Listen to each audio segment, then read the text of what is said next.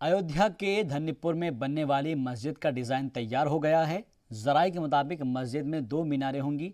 मस्जिद में एक साथ 2000 लोग नमाज अदा कर सकेंगे। माना जा रहा है कि Indo Islamic cultural foundation trust जल्द ही डिज़ाइन जारी कर सकता है। मस्जिद में सोलर लाइटिंग के भी इंतजाम होंगे।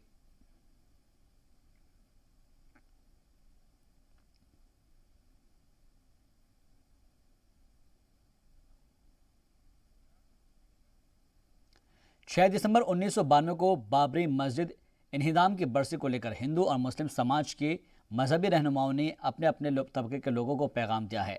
दोनों ही तबके के रहनुमाओं ने लोगों से आपसी भाईचारा बनाए रखने की अपील की है।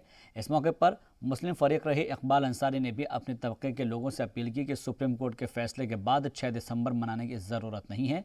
मुल्क की अदालत उज़्मा ने राम जन्मभूमि और बाबरी मस्जिद तनाज़े में हिंदू फरीकों के हक में फैसला सुनाया था, जबकि मुस्लिम तबके को 5 एकड़ ज़मीन देने का हुक्म भी दिया था।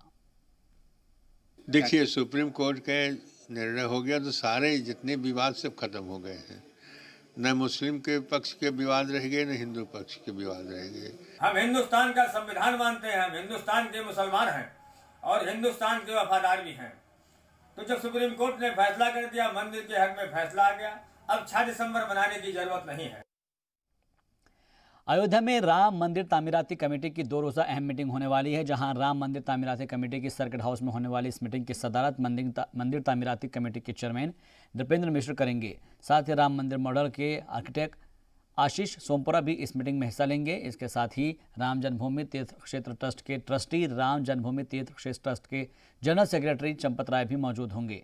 इस मीटिंग के लिए टाटा कंसल्टेंसी के माहिर इंजीनियर भी अयोध्या पहुँच गए हैं और लार्सन एंड टर्बो के माहिर इंजीनियर भी इस टीम के अंदर अयोध्या में मौजूद रहेंगे।